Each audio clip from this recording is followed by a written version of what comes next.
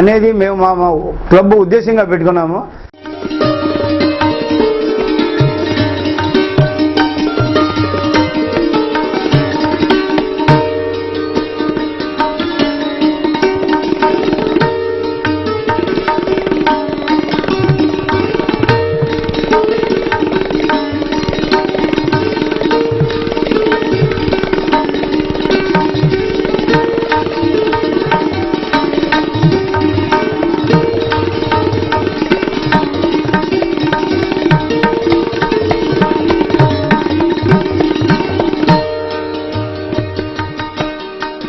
నా పేరు బేబీ సరోజిని అండి.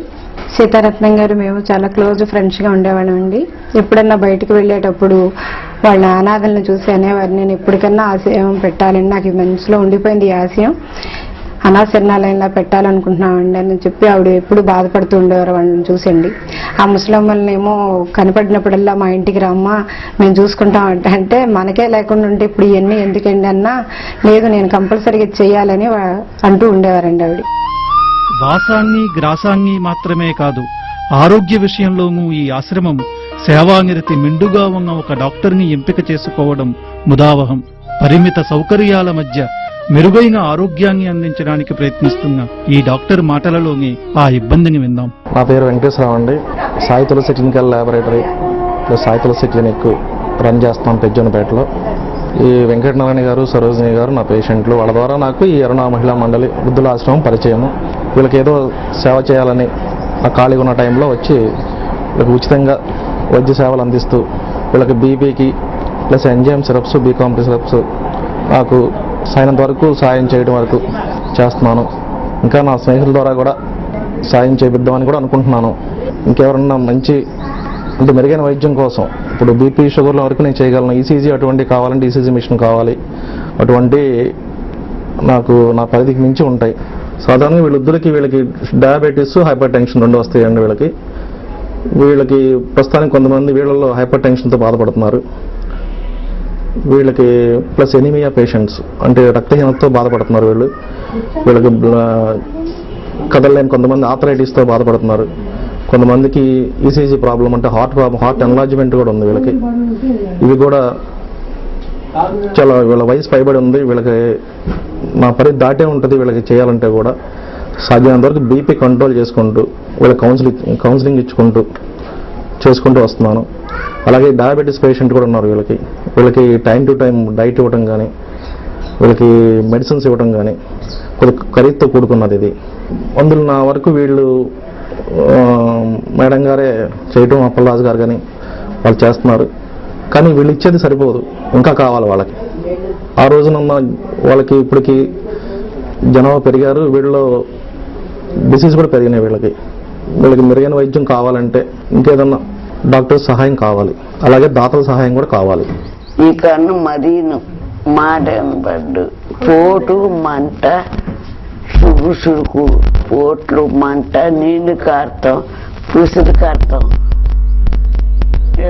పేపర్ కనపడ్డు, పుస్తకం కనపడ్డు, లైట్ కనపడ్డు, టీవీ చూడలేను, ఫ్యాన్ గాలి పడదు, నరాలికి షేపే ఉన్నారు. ఫ్యాన్ గాలి పడదు, వణుకొచ్చేస్తుంది ఒళ్ళు. రాత్రిపూట కానీ పగలు కానీ ఒళ్ళు వణుకొచ్చేసి చలిపుచ్చినట్టు ఉంటా ఉంది. నడవలేకపోతున్నాను. నడుస్తుంటే పిక్కలు నొప్పి ఒళ్ళు తూలిపోతాను. ముందుకు పడిపోతేనో పడ్డూడు దెబ్బలు అంటున్నాయి, వెనక్కి పట్టాను తలకాయ పగిలిపోతా ఉంది. ఎవ్వరు లేరు, దిక్కు ముక్కు. ఇది లేదు, అది లేదు, ఇది కూడా లేదు. దీంతో వచ్చా ఇక్కడికి అమ్మ దగ్గరికి. రేపటికి నెల నేను వచ్చి ఇంతవరకు కూడా నన్ను చూస్తా కానీ అలా కానీ ఎవరు రాలేదు. అది మా నా కథ. నా పేరు అచ్చిమాంబ, మా తోటలవల్లూరు గ్రామం, తోటలవల్లూరు మండలం. అయితే మా చైతన్య మహిళా మండలి ప్రెసిడెంట్ నేను. నాకు ఈ ఆశ్రమం బాగా నచ్చింది. నేను మొన్న వచ్చినప్పుడు కూడా కనీసం మన ఇళ్లలో కూడా ఉద్యోగాలకు వెళ్తూ కూడా ఇంట్లో బూజు గాని అశుభ్రంగా గాని కొంచెం ఎక్కడైనా చూస్తూ ఉంటాము. కానీ ఈ ఆశ్రమంకి వచ్చి చూసినాక నా మనసు చాలా స్పందించింది అనమాట. అసలు బిల్డింగ్ చూస్తే ఎంత శుభ్రంగానో ఉంది, భోజన సదుపాయాలు చాలా బాగున్నాయి అనమాట. వంటగది కూడా చాలా పరిశుభ్రంగా ఉంది. వృద్ధులకు కూడా చాలా శుభ్రత గురించి నేర్పించి వాళ్ళ లైన్ లో రావటం, ప్లేట్లు కడుక్కోవడం, భోజనం పెట్టించుకోవడం, తినటం. కానీ ఇంట్లో కూడా మనం అంత శుభ్రతంగా తల్లిదండ్రులకు పెట్టలేము. వాళ్ళ పెట్లు, వాళ్ళ చీరలు, వాళ్ళ దుప్పట్లు అన్ని చాలా బాగుంది. అసలు ఆశ్రమం అంటే సొంత ఇల్లాగా ఉందన్నమాట.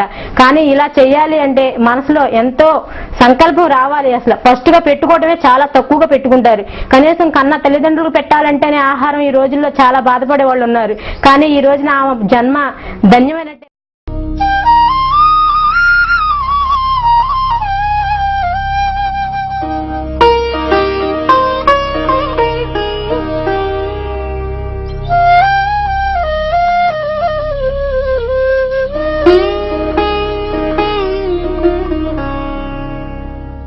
అరుణ మహిళా మండలి ప్రెసిడెంట్ గారు ఎం సీతారత్నం గారు ఈ ఆశ్రమం గురించి, నేను ఆశ్రమం ఇట్లా ఉంది కానీ ఆర్థికంగా నేను బాగా వెనుకబడి ఉన్నాను, మీరు కాస్త నాకు కోఆపరేట్ చేయాలని చెప్పి అడగడం జరిగింది.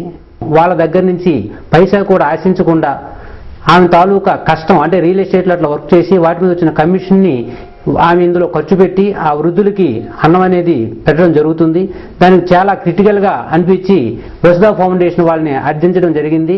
వారికి వాళ్ళు స్పందించి వెంటనే 3 నెలలు ఈ రైస్ వీటికి కావలసినటువంటి వెచ్చాలన్నీ కూడా వాళ్ళు ఇవ్వడం జరిగింది. అలాగే ఆర్థికంగా కూడా ఒక 20,000 రూపాయలు కూడా వాళ్ళు అందజేయడం జరిగింది. ఎంతో మంది తల్లిదండ్రులు పిల్లల యొక్క నిరాదరణకు గురవుతూ వారి యొక్క ఆదరణ లేక చాలా బాధలు పడుతూ ఎవరు చేరదీయక మానసికంగా ఎంతో కృంగిపోతున్న సమయంలో ఇటువంటి సంస్థల ద్వారా వారి యొక్క ఇబ్బందుల్ని వీళ్ళు గమనించి వారికి తగిన రీతిలో వాళ్ళకి భోజనం అది కాకుండా బట్టలు ఇవన్నీ కూడా వారు సమకూర్చుతున్నారు. బట్ ఎంతో మంది నిరాదరణకు గురై ఇటువంటి సంస్థలు గురవుతూ ఉన్నారు. ఎంతో మంది యొక్క బాధలు వాళ్ళు చెప్పి వాళ్ళు సాధ్యమైనంత వరకు ఆ బాధలు చేర్చడానికి ప్రయత్నం చేస్తూ ఉన్నారు. నా భర్త చూస్తే ఆయనకి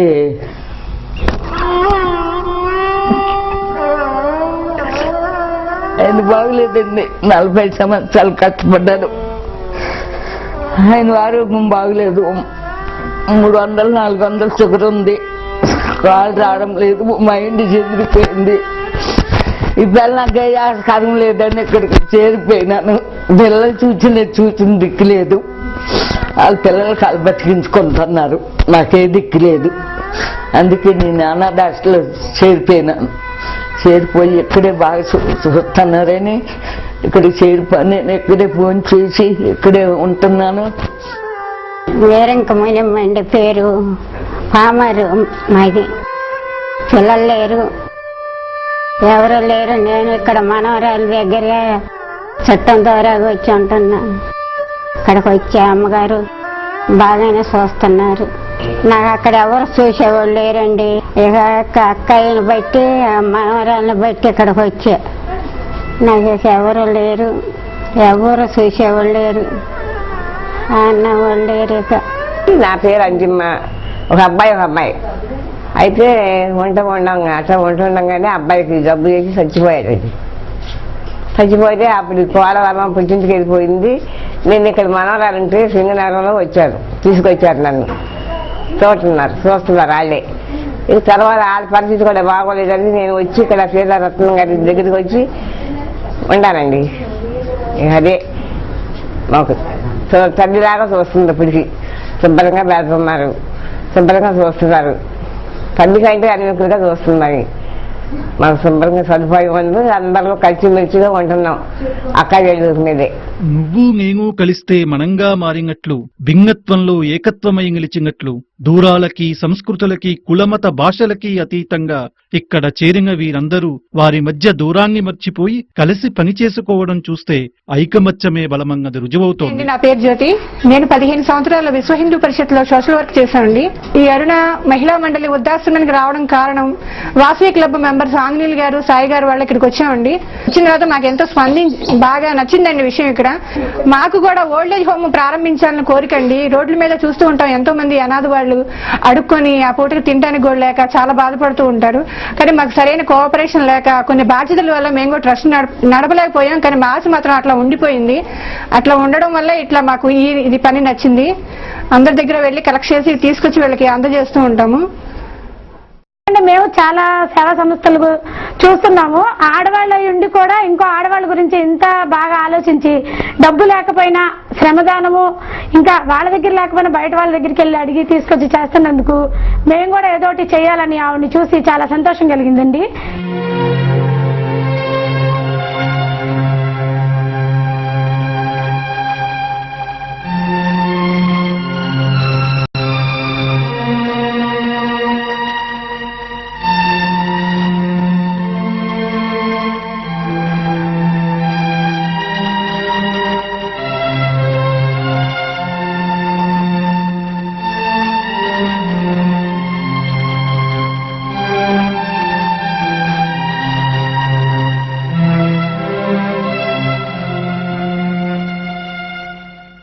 అరుణా మహిళా మండలి